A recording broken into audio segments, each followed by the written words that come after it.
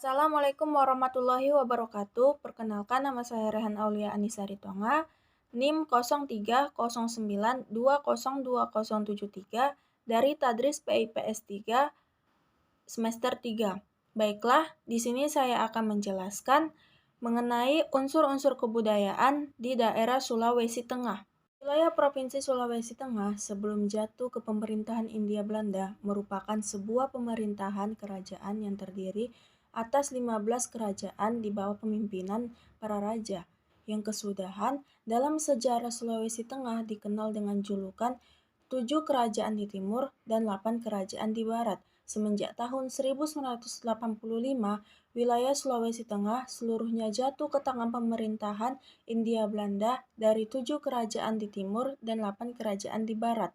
Di kesudahan oleh pemerintahan Hindia Belanda dijadikan landscape atau pusat-pusat pemerintahan Hindia Belanda yang meliputi Poso Loge atau Poso, Lore di Wiongo, Tojo di Ampona, Pulau Una-Una di Una-Una, Bungku di Bungku, Tawaili di Tawaili, Payaringgi di Paringgi, Palu di Palu, Kuali di Kuali, Toli-Toli di Toli-Toli.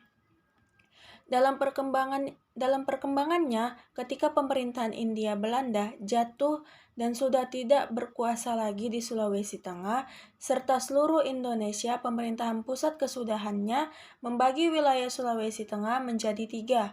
Yang pertama, Sulawesi Tengah bidang barat, yang meliputi Kabupaten Poso, Kabupaten Banggai, dan Kabupaten Toli-Toli. Pembagian wilayah ini didasarkan oleh Undang-Undang tahun 1959 tentang pembentukan daerah-daerah di tingkat 2 Sulawesi Tengah. 2. Sulawesi Tengah, bidang Teluk Tomini, masuk wilayah bidang Sulawesi Utara di Manado pada tahun 1940. Sulawesi dibagi menjadi 2 adiring dan 2 kerajaan. 3. Sulawesi Tengah, bidang Timur, Teluk Tolo, masuk wilayah Kenesidenan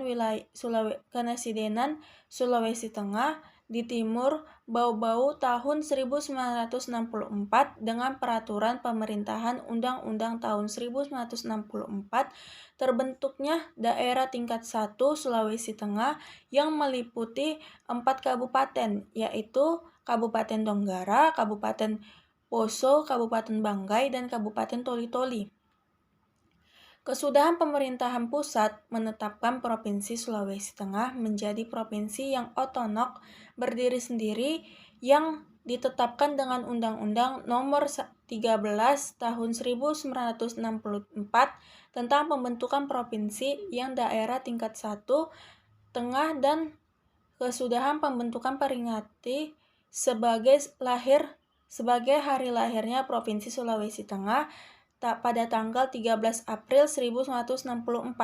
Dengan perkembangannya, sistem pemerintahan dan tuntunan kependudukan dalam era reformasi yang menginginkan keadaan pemekaran wilayah dijadikan kabupaten, karenanya pemerintahan pusat mengeluarkan kebijakan melewati Undang-Undang Nomor 11 Tahun 2000 tentang perubahan atas Undang-Undang Nomor 51 Tahun 1999 tentang pembentukan kabupaten, Boul, Morawali, dan Bangkai Kepulauan Kesudahan melewati Undang-Undang Nomor 10 Tahun 2002.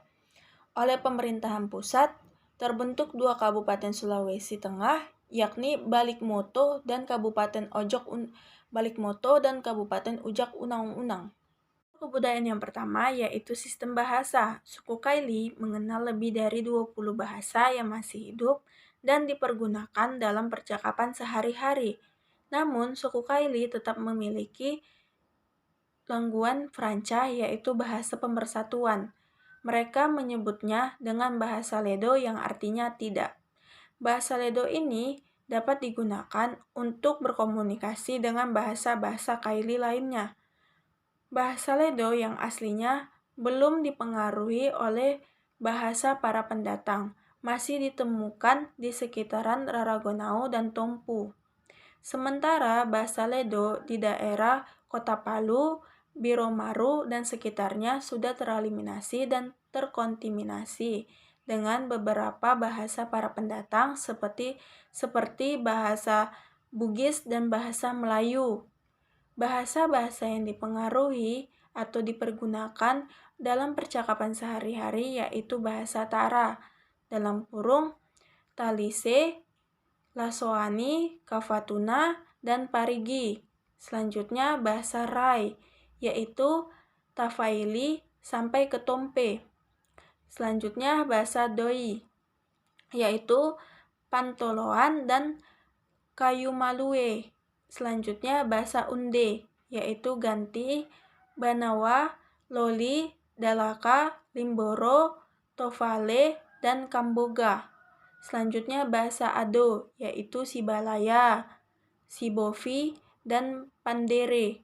Selanjutnya bahasa Edo, yaitu Pakuli, Tufa.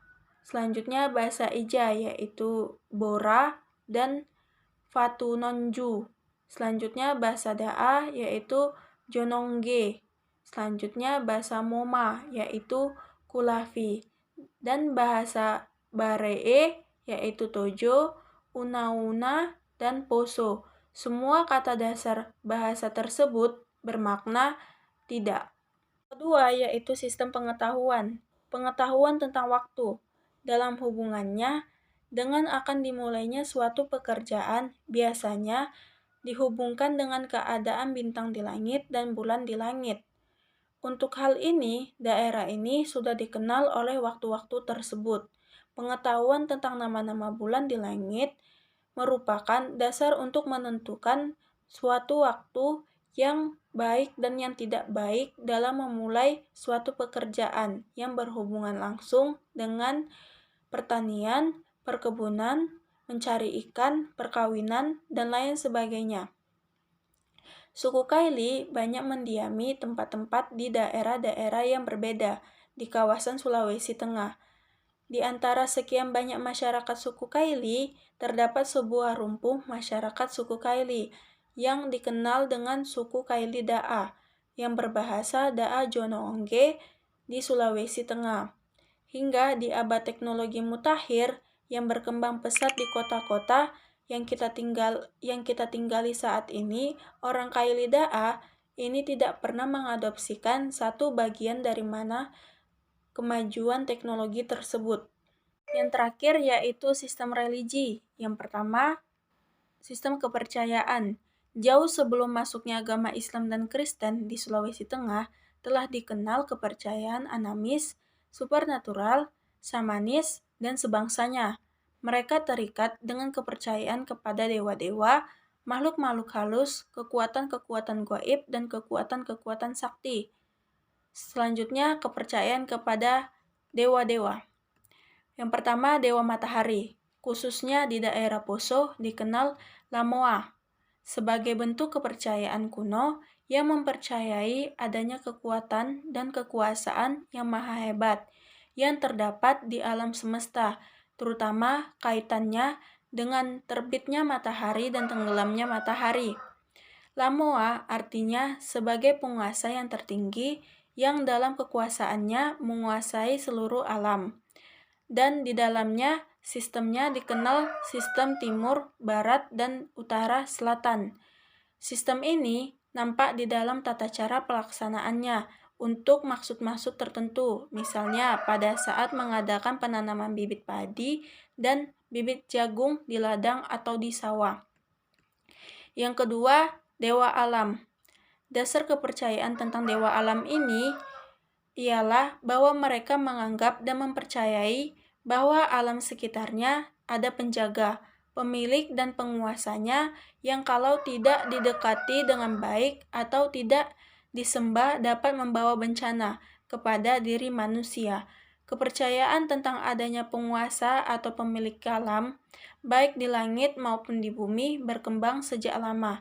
Namun apa namanya yang dianggap Tuhan itu belum dikenal. Mereka menyebut penguasa di langit Karampue, langit dan penguasa di langit di bumi, yaitu Karampue Ntana. Kepercayaan demikian yang dikaitkan dengan tuntutan hidup mendorong untuk menerima, mencari penyebab adanya gejala-gejala alam di sekitarnya, dan mendekatkan diri. Baiklah, mungkin hanya itu saja yang bisa saya jelaskan mengenai unsur-unsur kebudayaan yang ada di daerah Sulawesi Tengah. Apabila ada salah kata, saya mohon maaf. Terima kasih. Wassalamualaikum warahmatullahi wabarakatuh.